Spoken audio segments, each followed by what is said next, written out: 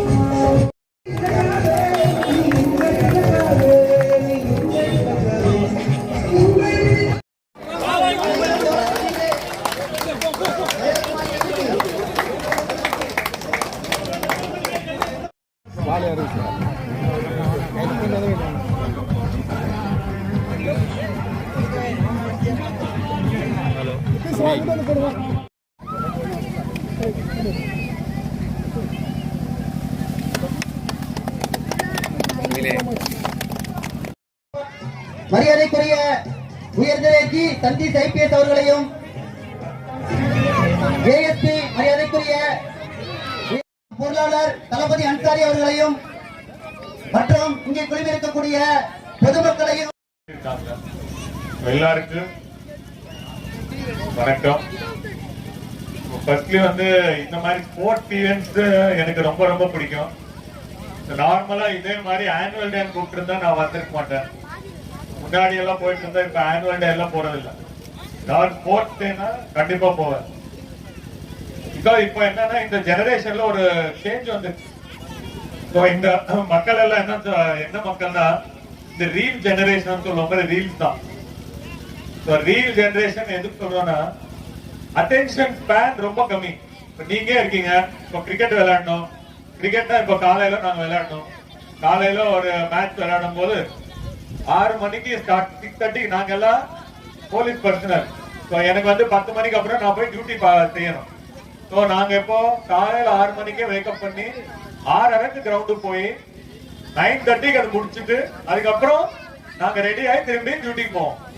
So இதுல வந்து ஒரு 3 மணி நேரம் நீங்க பிராக்டிஸ் பண்ணணும், இல்ல 3 மணி நேரம் விளையாடணும்.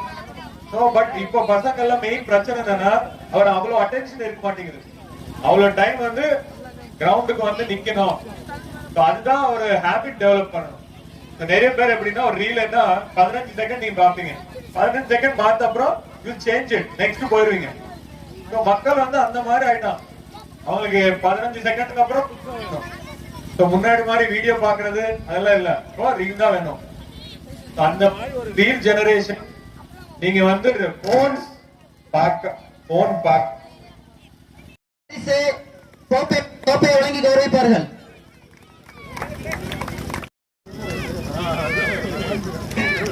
இஸ்மாயில் அவர்களுக்கு பதிலாக அவருடைய சகோதரர் அந்த பரிசுகளை பெறுகிறார். மூன்றாவதாக பாய்ஸ் பிரிவில் முதல் இடங்களை பிடித்த நபர்களுக்கான பரிசளிப்பு விழா.